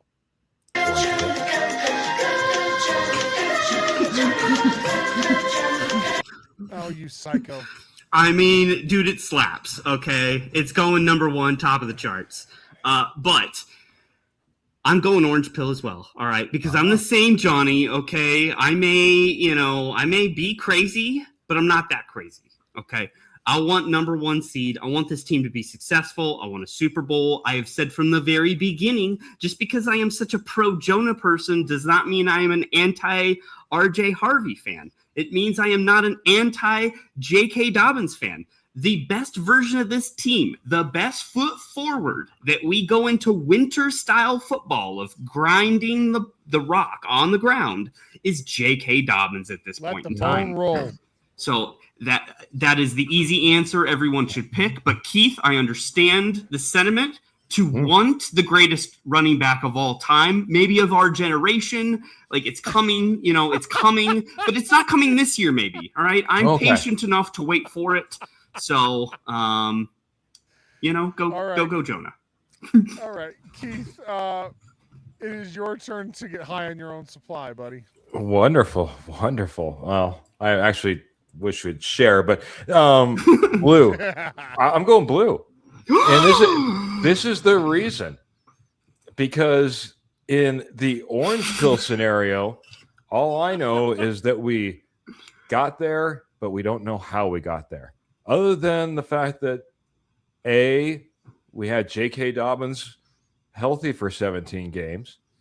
But if we have zero running game, what are we going to do in the playoffs? What are we going to do in the Super Bowl? We need a 1,000-yard rusher again. We need a guy that can be dominant. If it's Jonah Coleman, if it's RJ Harvey, if it's J.K. Dobbins, in my scenario, it happened to be Jonah Coleman. I'll take it. And my chances then to run through the playoffs with Bo Nix and what he's capable of, along with a 1,000-yard rusher in your pocket. Keith, I have said, and we all talked about this, we were a Bo Nix away from the Super Bowl. We were a J.K. Dobbins away from the Super Bowl, because if Stiddy started that game and J.K. Dobbins was actually healthy, you ground the ball in a blizzard. In winter conditions, it's winter football. And the difference coming into this season here is not a healthy Bo, and it's not even it is the depth of running back. Jonah Coleman blows doors on your Tyler Bidet and your Jaleel McLaughlin that was getting run in the AFC Championship game. Yes. Apples to oranges. All right. I love it. All right. So do you guys have any other comments on this orange pill, blue pill choice, or are we ready to move on to the last one of the night? I think we're good. Cool. All right. So mine, it actually runs along the same vein, and it starts because of something that was started here tonight, and that was the Jonah arc. All right. I love how it sounds like Joan of Arc. I'm just saying, but the Jonah arc. But it's very simple. Okay. Orange pill. Jonah Coleman has his breakout season. Breaks out and becomes a household name in the NFL. Okay. Running back, so we're talking, a player on the offense. Blue pill. Jonah Ellis has his breakout season on the defense, replacing Jonathan Cooper, who is still going through his crap. but he has his breakout and he becomes a household name opposite from Nick Bonito. So your Jonah at running back, Orange Pill, Jonah at running back has a breakout season, or Blue Pill, Jonah at outside or edge rusher has his breakout year. It's easy. So Keith, you want to go first?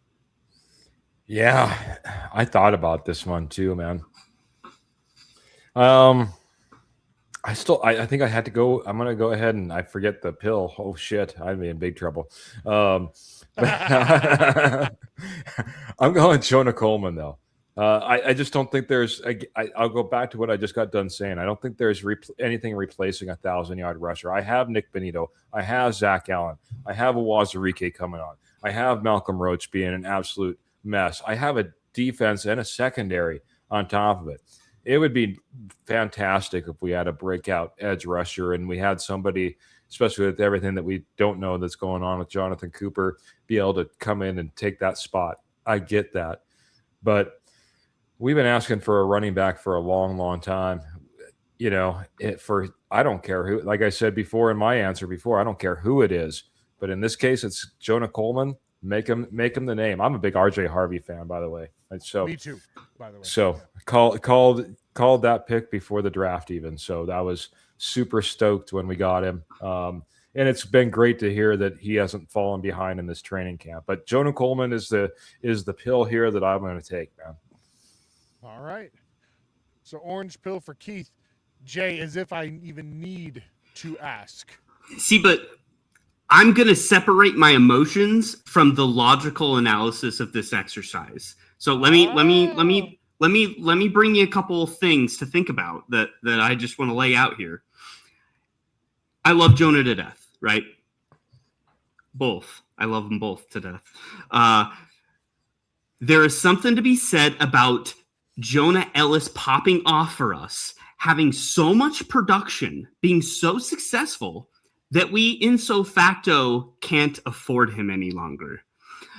There is something to be said for Jonah Coleman having a breakout in a rookie season where we still have money-locked rookie salary for the next 3 years, 4 in total.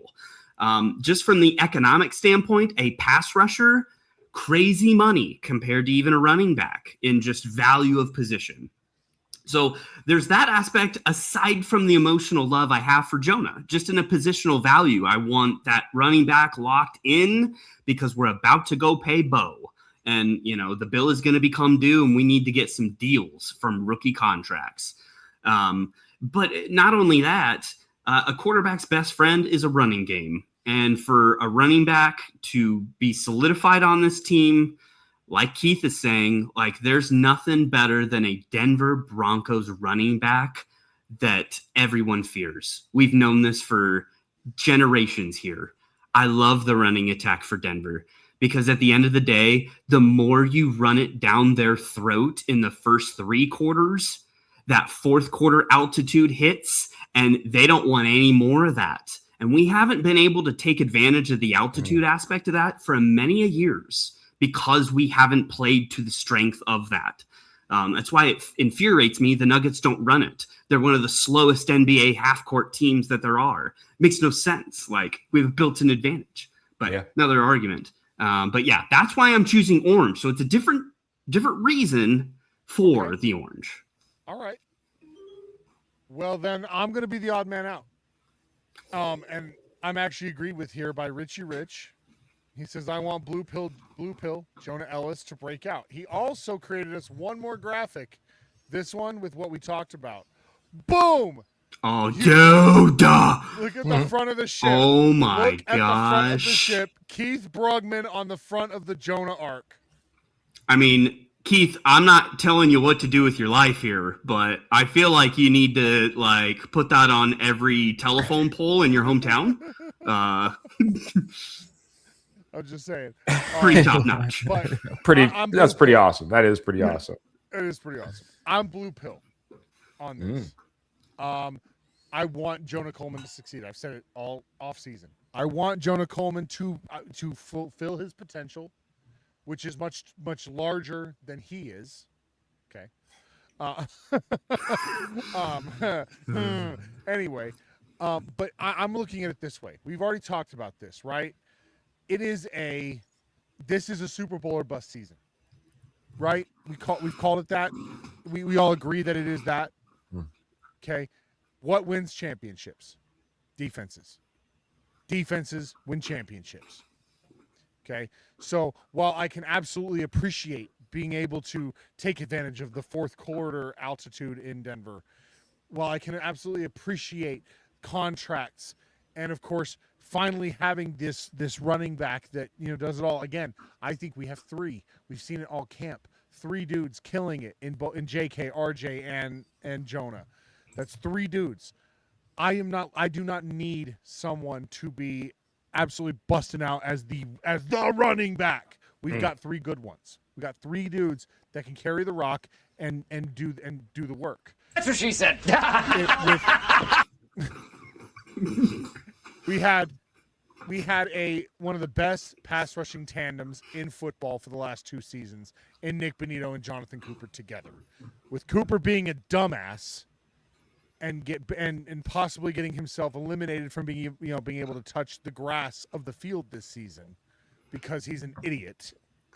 We need someone that can solidify that other side of the pass rush with Nick Bonito. Because, again, defenses win championships. I want our defense to not miss a beat. Because our defense is... You okay there, Jay? This is why we can't have nice things. Well, I think my chair just broke. Like, I'm packing on the LBs here, but my God. But anyway, I want a defense that can continue to be as dominant, as ready to just destroy every offense they go up against, to harass every quarterback and make them uncomfortable. And with the uncertainty of Cooper right now, if it's Jonah Ellis, that's what I want. I want this defense ready to go win us a championship. So I got to take the blue pill. And that's it. Yeah. So. All right. Okay. I'd say it's a high time to unplug from the Matrix. We'll be right back with you in just a moment. Well, if the transition works. There we go.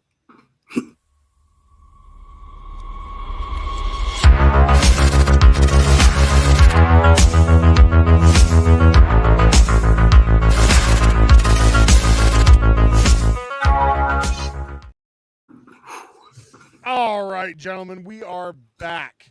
All of us in our regular glasses for the to end the show. We got a couple more comments from Richie Rich here. By the way, Jay, both your fan club says JK #1, both of them. So there you go. You girls need to get back in school, obviously. Yeah. Tim Dog coming in saying, me and George and host Bob's going to watch party week 1 and going to week 2 in person. Nice. I am going to be at week 1 with Jay in Kansas City, so that's going to be a blast. Wow. Nice. And I'll be at week 2 as well.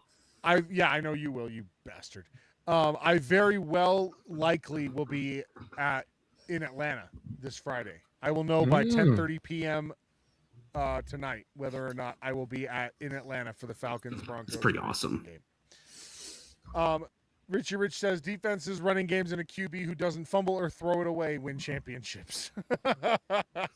He says Cooper is going to choke himself out of the league and his contract. Absolutely. Which really pisses me off. You know what really grinds my gears after everything he went through? That was one of the reasons I was such a giant Jonathan Cooper fan when we drafted him, was because, when he really exploded, was we got him in the 7th round because of his heart issues. He fought a heart condition to get drafted into the NFL, and then he goes and pulls some stupid crap like this after everything he's gone through to be where he is and throw it all away over a woman. Women. Dude.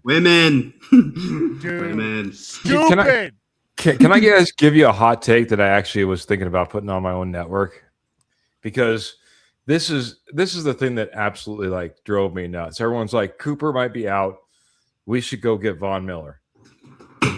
Cooper's stupid for what he did. Go get Von Miller. Von Miller was a guy that had a very similar incident, if you don't forget. If you happen to forget, you know what I mean? To where his woman, at the apartment, abuse, the only reason that it didn't end up becoming more is because it's a woman that he has multiple kids with. And in the end, all charges were dropped. Nothing was ever brought. And in Texas, you didn't have to worry about it. And he did not violate the protection order. He didn't come back. Correct. He didn't come back a second time. I agree with that. But if you look at the physical side of things and the claims, it probably even paints Von Miller in a worse light than Jonathan Cooper, quite honestly. So I'm just saying, devil's advocate. It's kind of funny how much we forget about that, and we're all like, "Oh, Von, he's the best. We should just bring him back." And we're bringing back a guy that had such a similar story. Yeah, and like I said, the only difference there for me, and I don't know if you ever watched How I Met Your Mother, but there was a whole episode called The Re-Return. Okay. Cooper was stupid enough to re-return. Like, you've got a protection order. It's a legal document, a legal binding document laid down by a judge that says you cannot be within 50 feet of this person. And he's like, nah, man, I'm going to go bang on her door and scream at the top of my lungs for all the neighbors to hear. Hey, bitch, open it up. No, that's stupid. Yeah. That's stupid. Sure. And that's one thing Von didn't do. He was at least smart enough to be like, okay, I'm out. I'm backing off. It's because he was too high. I'm just saying. That is the only difference there for me. Oh, fair enough. At least Von Miller, when he got, is domestic assault okay? Absolutely not.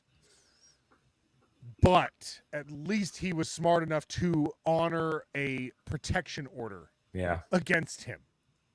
And that's why I say that Jonathan Cooper is stupid.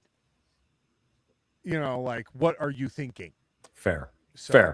I mean, she may be an amazing lady for many different reasons, but is she really worth all of that? Is that bedroom? Is she that good in the bedroom that she's worth everything you just went through? I don't think so, because obviously she wasn't good enough for you to not be cheating on her on the side, which started the whole thing. Mm-hmm. Just saying.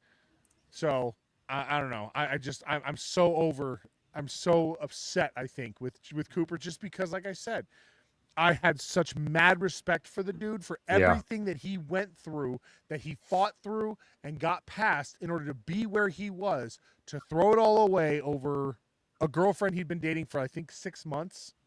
Dude. Seriously? Yeah. Like, I don't know. But I digress. I'm not ready to bring Von Miller back. Me neither. No, so bring him back for his one-day contract for him to retire. That's when I'm cool with bringing Von Miller back. We got another new name here, Jay. Aloha from Patrick Wiltsey. I ran out of beer. So I'm just going to grab my giant Broncos glass jug of water and say cheers. Here's to you. You got a great name, Patrick. My son's name, Patrick. Yeah, his son's name is Patrick. On that note, Keith, it's been an absolute blast and an absolute honor having you here on the show, my friend. I can't wait till we can do it again soon. I know that you're going to be busy with life and moving and everything very soon, but we're definitely going to have to get, to connect again. And, anytime you're ready for one of us to appear on RMNS, RMNSN, please, let us know. Yes. Please tell everybody where they can find you so that they can subscribe, they can follow you.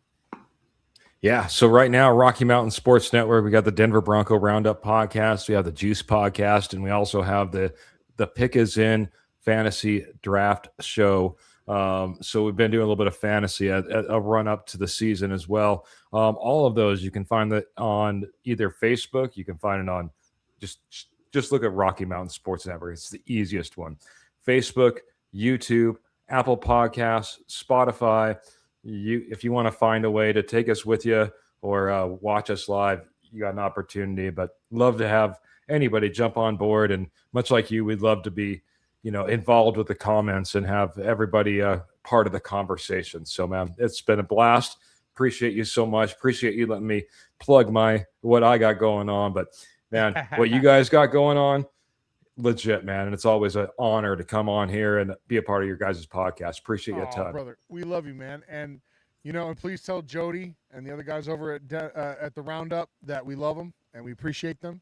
And we'll do. Hope to be on one of your shows soon again. The invite will be coming soon. That was one of my favorite times was the first time I jumped on to Denver Broncos Roundup with you, and it was a blast. So for sure, buddy. That being said, any final thoughts from you on anything we've talked about tonight or anything we haven't hit on, but just anything you want to say before you get out of here? I mean, let's just hope that this injury bug is just something small and simple. Coach had him stretching because of those soft tissue injuries. Let's put those all behind us. Let's have a fantastic season. Like I said, I think this team is primed. They're ready, and job's not done, baby. Job's not done. Let's go get it. Job's not done. It's trademarked. It belongs to us now because, it happened here. I'm just kidding. But we are going to use it from this moment on. We are really for real, at least on this show. We're going to use it. I was going to say, Keith, you made waves today. I mean, we've got multiple graphics. We've got slogans. I mean, we've got T-shirts coming away. It's job's not done. Man. All of it, man.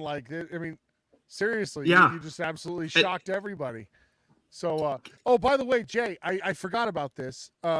Antonio Acosta did remind us that Bill Belichick was a Denver Broncos assistant coach back in 1978.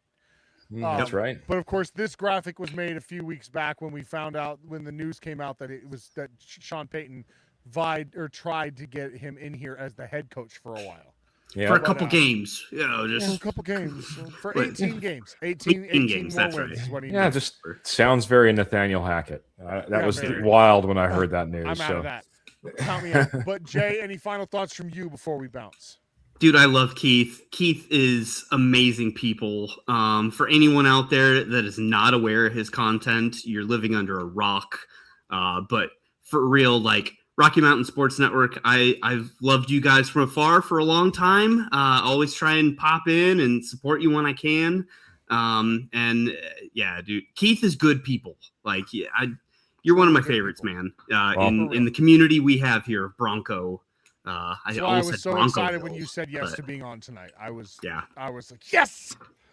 Yeah, and I responded to Johnny "F yes, Keith." Yes. All right. I texted Jay. I was like, "It's you, me, ... and Keith Brugman." And Jay was like, "F yes!" He lost it. Right on. Terrific. So, and awesome. I'm glad, Keith, you can take we stole a bunch of ideas from you tonight. Feel free to jump on the Jonah train on your own network. Go ahead. You're welcome to the fan club. I got plenty of open slots. Johnny is not going to probably accept his invite. So we got an open roster slot for you if you want it. Send me the music too, man. I need the music too. Does that music not slap? Go, that is it's a banger. Yes, Jay, it slaps at Vacation Bible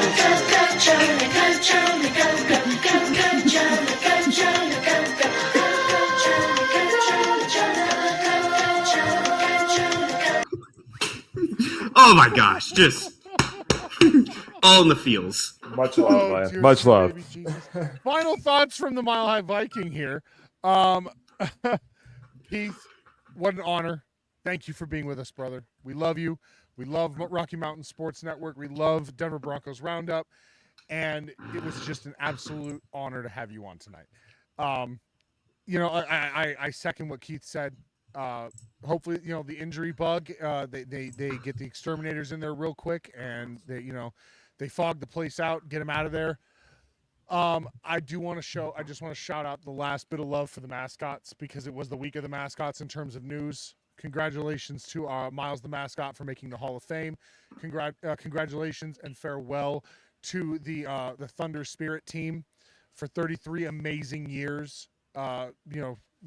Hyping all of us up in Broncos country and for creating a tradition that, although you won't be a part of it, will last and continue in Broncos country. So thank you for that. And we will be back with you next week on the Nothing Rhymes with Orange and Blue podcast. Game day is just 3 days away, y'all. So don't forget, beforehand. 2, I gotta say it again, like, subscribe. Oh, let's fix this. Like, subscribe, share, and comment, especially on YouTube. Make sure you subscribe on YouTube because we're giving away a signed Nick Bonito helmet. When we reach 1,000 subscribers, we are only a little over 250 subscribers away. So help us get there right now. Make your profile public so we can put you into the contest. Also, follow us on X, follow us on Facebook, listen to the audio everywhere you find your favorite podcasts, and don't forget to check out the brand new Orange and Blue Network TikTok channel. Guys, I say, you don't want to miss this. Friday is game day, baby. We have the Get Bucked pregame show. We got the Bucking Booth play-by-play, and whether or not we are victorious or lose, we got the Buck Your Feelings post-game show. Don't want to miss any of it, plus all of the rest of our awesome content. So please, make sure you like, subscribe, share, and comment. We're going to get out of here with a Mile High 5. One more thing for Keith to steal from us. Oh, wow. We haven't done one in a Special while. occasion, Keith. Special occasion. We haven't done one in a while, but you know what? It's We got about the to be good new china season, out. so it's time to bring it back, baby. The Mile High 5 started right here on the Nothing Rhymes with Orange and Blue podcast, and it is... And I will still never rest until I can get everybody to do it with me, all right? It's so easy. You hold your arms out to the side. When I shout it, you clap them above your head as high as you can. It's called the Mile High 5. So get ready, everybody in Broncos country. Get your arms out to the side for me and give me a big Mile High 5. Yes! Oh, yeah. Oh, yeah. I feel it. That's right. Game day Good on stuff. Friday, 3 days away. Broncos back on the field, and we are so excited. Thank you all for being with us. Thank you to Keith Brugman for joining us. Thank you to Jay, even though he was late. I love you, cuz. We're going to get out of here, but we'll see you next Tuesday. Good night, everybody, and go Broncos. Go, Jonah. Orange and blue, we're here for you. Talking Broncos all day through. No stopping us, we're on the loose. Come join the crew, no bad news. Podcast vibes so fresh and true. Nothing rhymes with orange and blue. Catching up on all that we knew. Hit play, let the episodes accrue. Nothing rhymes with